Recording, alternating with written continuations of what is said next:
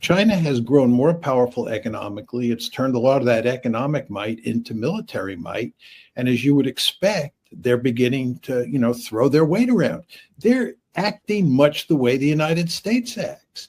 As you well know, the United States has a Navy that has a significant forward presence, and we're constantly roaming around in the waters right off the coast of countries like China. This is just sort of the normal course of events for us. And what you should expect to happen is, as China gets more powerful, that it's going to build a blue water navy with a lot of power projection capability, and it's going to try to throw its weight around. It's going to try to send signals to the Australians, send signals to the Filipinos that we're in charge here. I think that's a misreading of the Chinese. The Chinese are not a status quo power. They want to dominate the South China Sea, and this explains a lot of what's going on with the Philippines. And they want to reduce American influence as much as possible in East Asia, and if anything, push the Americans beyond the first island chain, then beyond the second island chain. Well, I think it's important to emphasize that the Chinese are hardball players. They are interested in dominating East Asia, just the way the United States dominates the Western Hemisphere. It's commonplace in this country to make the argument that it's the United States the source of all trouble in East Asia, and that the Chinese are basically satisfied with the status quo. And if the Americans would just back off, we could live happily ever after. I think what they're doing is they're asserting their influence in East Asia. I think that Trump has interests that go beyond Ukraine.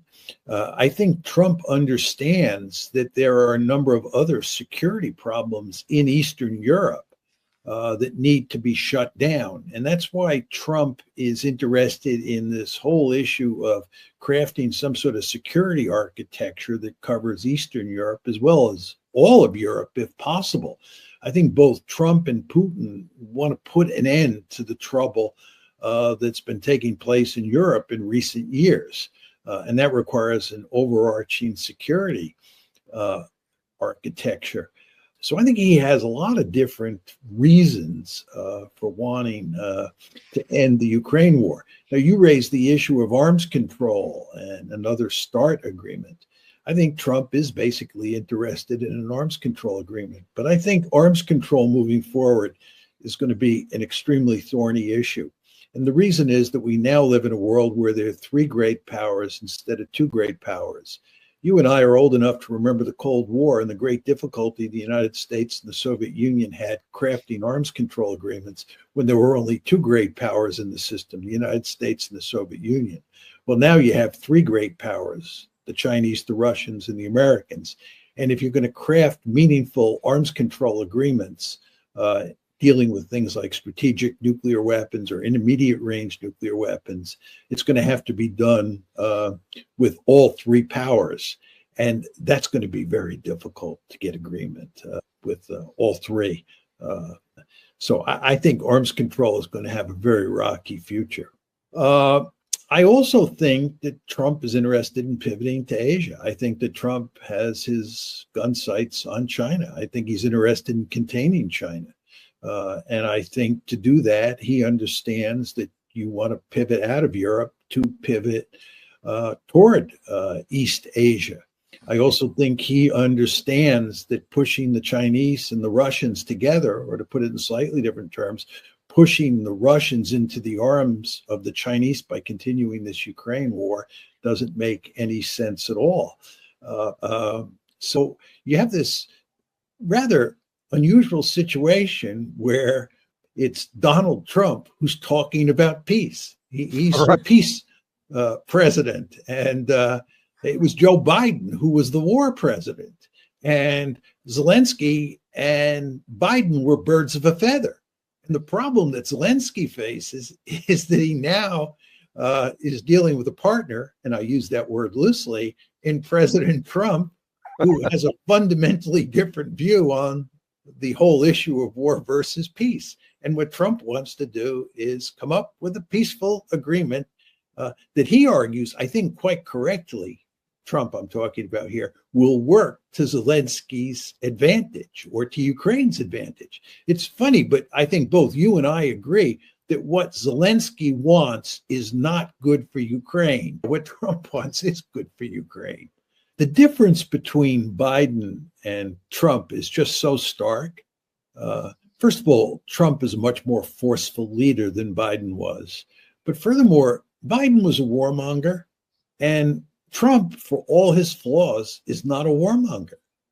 He's interested in shutting the war in Ukraine down, and he's not interested in starting any more wars. He's actually made that quite clear with regard to Iran, where the Israelis would really like us to take out the big stick and pound Iran.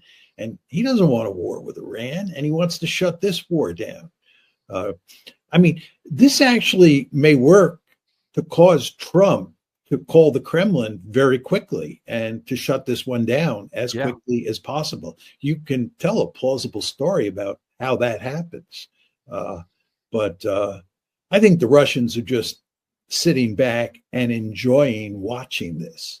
I don't think the Russians have to do anything but just sit back and wait till the Trump administration comes to them, and then hopefully they can cut a deal quickly, and that it doesn't get dragged out.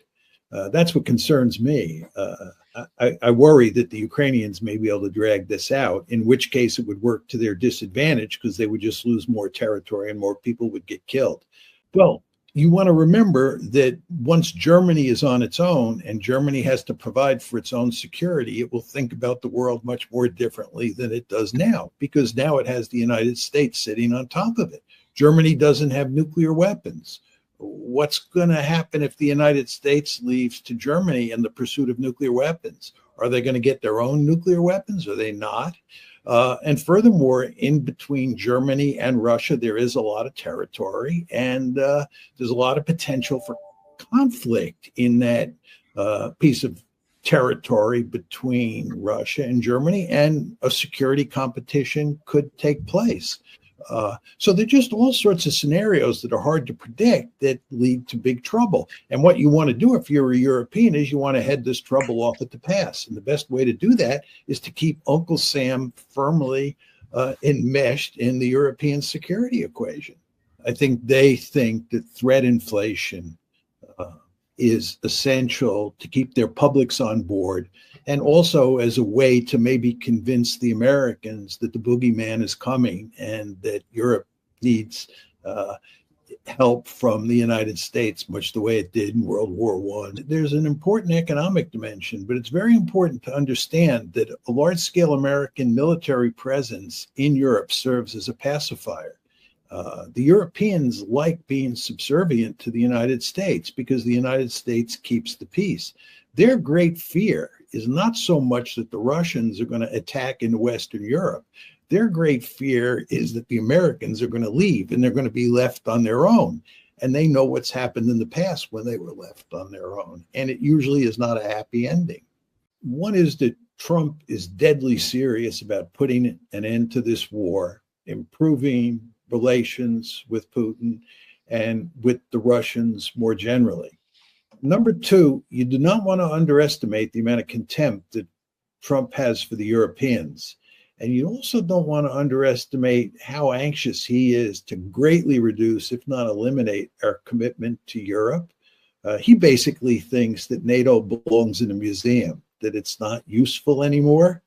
So if he had a serious opportunity to pull the United States out of Europe, or at least American troops out of Europe, he might just jump at it.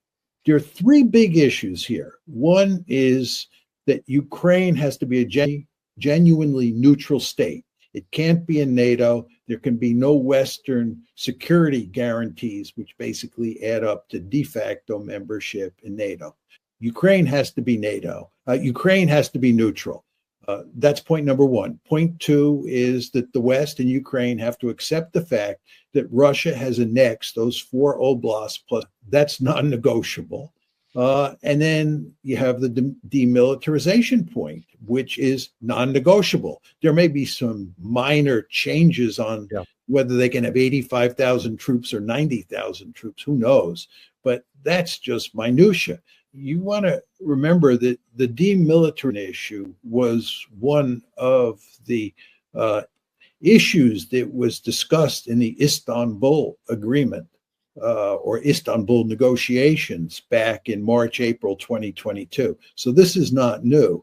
And I believe that the Ukrainians had accepted the fact that they would have to demilitarize to the point where they did not present an offensive threat to Russia. So that issue is an old one. It's certainly still on the table. And the Russians are not going to compromise on that issue. The fact is that the Russians have a handful of demands that are non-negotiable. They have made that clear since June 14th of 2024, when those demands were clearly laid out by Putin. Now, General Keene's basic argument is that we can get the Russians to bend because we're in the driver's seat and it's them, the Russians, who are in trouble. This is delusional. The Russians are in the driver's seat. The Ukrainians are in desperate straits. And we are fed up with this war and we want to walk away from it. So Putin is the one who has all the leverage. So I think you're going to get the deal that Putin has basically articulated on June 14th and on a number of other occasions moving forward. And I think that Trump must understand very clearly what the Russian demands are, the main demands that I just described, and that he must have conveyed to the Russians that we will accept those demands. Otherwise, there's no point in Trump continuing to negotiate with Putin and continuing to talk as if we can cut a deal. So I think what Macron, Starmer, and other Europeans are doing is being very nice to President Trump and telling him that they will make certain concessions here and there. And this is the Europeans talking about making certain concessions on trade and issues like that, so they can stay in the good graces of President Trump and keep the American pacifier over their head. But on the issue of Ukraine, I mean, they surely understand at this point in time that Trump has decided where he's headed, and they're not going to turn that train around. Trump seems to be saying that if Zelensky doesn't agree, if he's going to, cause trouble and make the agreement unworkable, then Trump is going to pull us out. We're out of there, and he's going to leave it to Zelensky to deal with the Russians on his own, or maybe with the Europeans. And I think the belief is that the Ukrainians will quickly realize, and the Europeans will quickly realize, that they're no match for the Russians, and it's time to cut a deal. And if they don't, then Ukraine is going to be further destroyed. I think they understand that there's no way they're going to convince Trump to change course on Ukraine. It's got to be clear to them that the die is cast on that particular issue. I think what they're principally worried about, and it explains why they were so diplomatic, is they don't want to make relations between the United States and Europe any worse than they already are, because they don't want the United States to leave Europe. They don't want NATO to go away. I think the interesting question was the previous question that you raised is, what are we going to do if Ukraine doesn't cooperate? And you were also pointing out that even if Zelensky wanted to cooperate, it may be very difficult for him to do that, given the politics inside of Ukraine. But it's the real wild card here, when all is said and done, I think, is Ukraine. I've thought for a long time that once it became clear that Trump was bailing on Ukraine, that he was not going to continue to act like Joe Biden toward Ukraine, that would have significant psychological effects on the frontline forces. I used to say to myself, or I say to myself, how could it be otherwise? Yeah. You're losing with American support. You're suffering great casualties. And now the Americans are bailing on you. What's the point of continuing the fight? And then in that scenario, you could imagine the Ukrainian army beginning to crumble. So this could contribute to that for sure. But I do think that what will happen here initially is that I think many Ukrainians will feel good about the fact that Zelensky has played the role of the tough guy with Trump. Well, you could tell two different stories. One is that they will see this, which they obviously will. The whole world will see this. And they'll feel good about what Zelensky did. They'll think that Zelensky stood up for Ukraine and he stood up to Trump. And when Trump tried to browbeat him, Zelensky fired right back. So I think some people will feel that way. Maybe many will feel that way. We're talking here about many Ukrainian soldiers on the front lines. But on the other hand, one would think that they would understand, here again, we're talking about the Ukrainian soldiers, that this means that the United States is through with Ukraine, and at some point it's going to cut off the flow of military aid, and that means Ukraine is doomed. And then the logic that you were spinning out begins to kick in, and that's to say this is all hopeless. But what Trump wants to do is shut down the war as soon as possible, and that is in Ukraine's interest. It's not in Ukraine's interest to continue this war. And although Zelensky thinks that's the case, he's just dead wrong. He has no real option here other than to go along with what President Trump wants. And as you and I have said on countless occasions, actually what Trump wants is what's best for Ukraine. Zelensky doesn't realize that, and most Ukrainians don't realize that. So in a very important way, I think that what Trump wants to do is good for Ukraine. He's made it very clear that Ukraine cannot be in NATO, and there's nothing that Zelensky can do to change that. Whether Zelensky came to Washington and behaved much the way Starmer and Macron did, or whether he behaved the way he actually did today, it just doesn't matter. Let's face it, he's between a rock and a hard place. He's the head of a country that is in the process of being destroyed. He has no way to fix the problem. And he's, I think, just frustrated beyond belief. And that was reflected in his performance today. Again, it wasn't a smart way to behave, for sure. But in a certain way, I can understand his frustration. Playing nice with Trump and Vance is not going to solve his problem, or at least it's not going to end up producing the result he wants, which is continuation of the war and support for the United States, from the United States for that enterprise. That's what he wants. What Zelensky wants is possible to get from the United States at this point in time, period. End of story. There's no way that we can turn this one around so that Ukraine wins. Joe Biden did everything he could to help the Ukrainians. And when Joe Biden left office, the Ukrainians were losing and the Russians were on the march. And there's no evidence that we have any way of altering the balance of power on the battlefield. So you want to accept the reality that's facing us and figure out where to go from there. And basically that leads you to the conclusion that it's best from our point of view, and here I'm talking about the United States, and it's best from Ukraine's point of view to shut this war down. And if it goes on, what's going to happen? More Ukrainians are going to get killed and they're going to lose more territory. Is that good? Not in my opinion.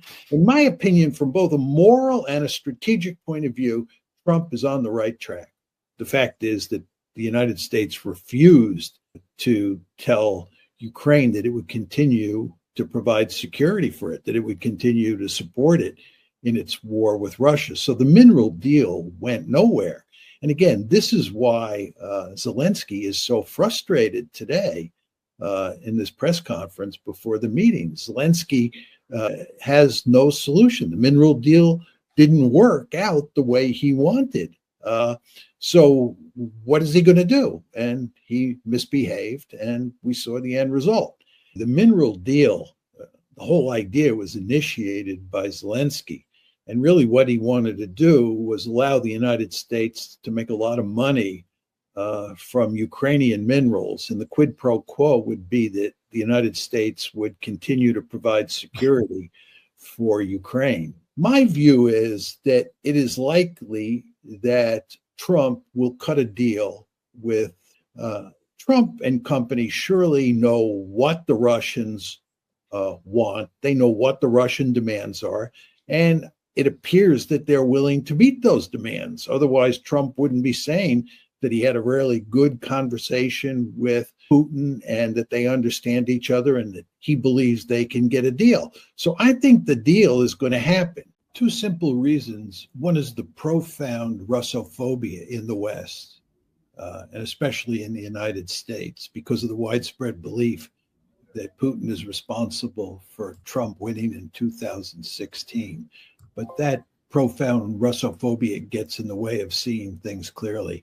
I mean, that's the basic idea, to remake the world in our own image. We're the good guys. Anybody who doesn't have a liberal democratic system like us is a bad guy. And our basic goal is to transform those bad guys into good guys with the belief that we will all then live happily ever after. And then the other thing is that during the unipolar moment, when the Ukraine disaster was set in train, American foreign policy was not run according to realist dictates. It was run according to a liberal ideology. And that liberal ideology was very expansionist in nature. And it not only led to the forever wars, it also led to this crisis with Ukraine. You want to remember that we focus on NATO expansion when we talk about what caused this war, the Ukraine war, that is. But it's important to emphasize that it was just not NATO expansion, because NATO expansion was part of a package deal. And that deal included EU expansion as well as NATO expansion. And it included a color revolution. In the case of Ukraine, it was the Orange Revolution.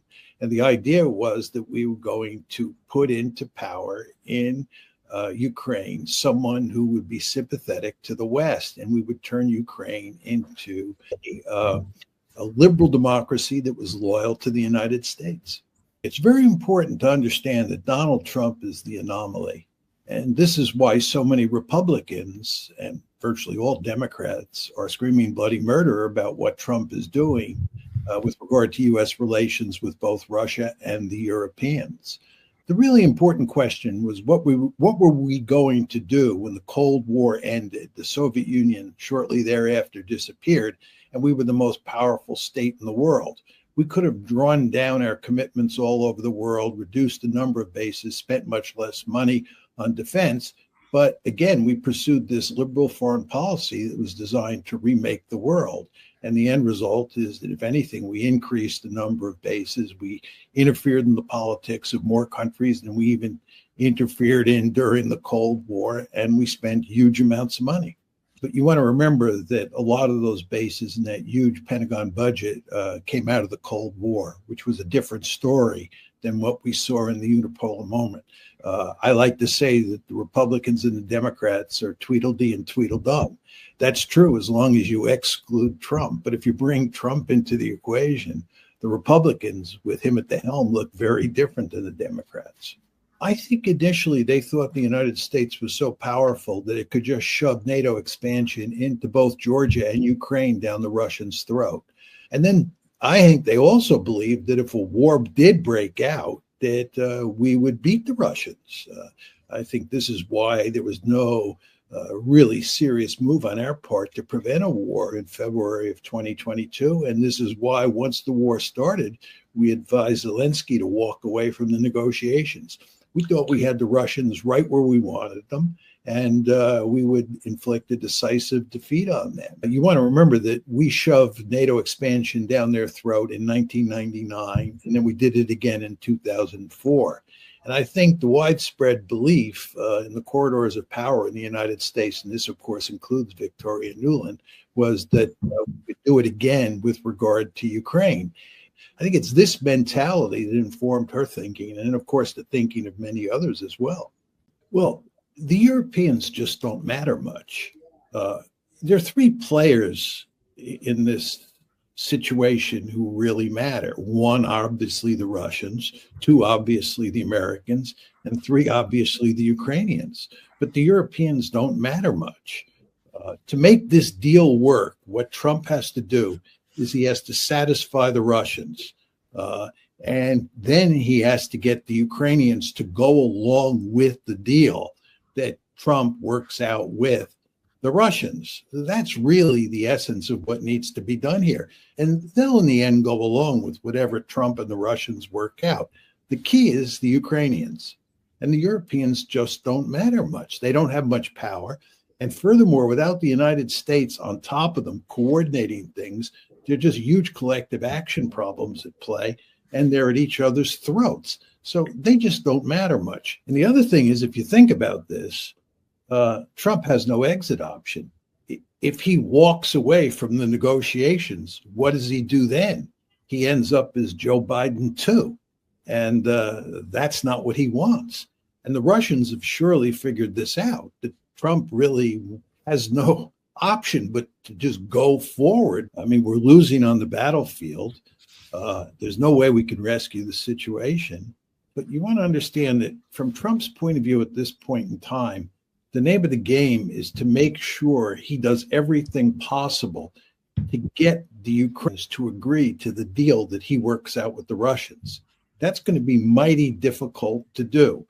But there's no question, you're right, that if we just cut off the flow of weaponry completely, that Ukraine would be doomed very quickly.